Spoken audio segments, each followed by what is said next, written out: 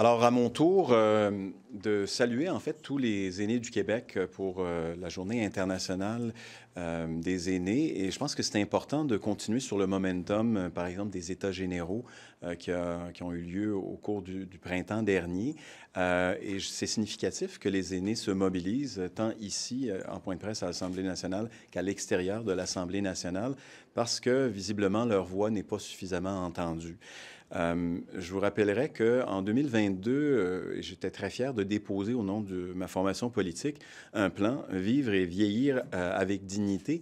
qui comporte une trentaine de propositions et de mesures, dont celle de créer un ministère des aînés à part entière parce que les aînés sont des citoyens à part entière et ils ne doivent pas être considérés uniquement sous l'angle, et leurs besoins ne doivent pas être considérés uniquement sous l'angle de la santé et des services sociaux. On a également proposé de s'attaquer à toute la question de la solitude, de l'isolement, en créant un secrétariat à la solitude, comme ça se fait dans certaines juridictions à travers le monde, pour identifier des politiques publiques qui permettent justement de favoriser les liens sociaux et le bien-être psychologique et affectif des aînés au Québec. On l'a mentionné à plusieurs reprises au cours des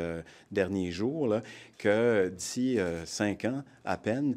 les aînés représenteront le quart de la population québécoise. Donc, on ne peut pas continuer de négliger là, les gens du troisième âge. On doit faire tous les efforts pour que leur voix soit entendue, mais pour que leurs besoins également soient pris en compte et qu'on y réponde à tous égards. La participation des aînés, je l'ai mentionné tout à l'heure, c'est fondamental sur le marché du travail, mais également dans une approche intergénérationnelle là, de partage de connaissances et d'expériences et de sagesse auprès des autres générations. Il y a toute la question du logement qui a été mentionnée par ma collègue députée de Sherbrooke, mais également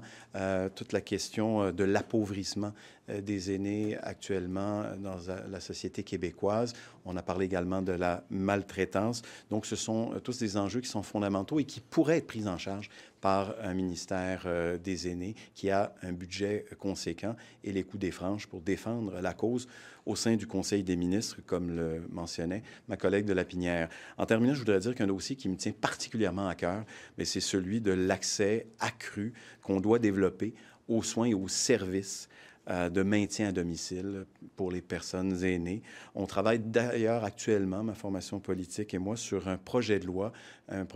cadre qui permettrait justement de mieux prendre en compte tous les moyens, toutes les mesures à mettre en place pour favoriser la pleine et complète autonomie des personnes aînées le plus longtemps possible.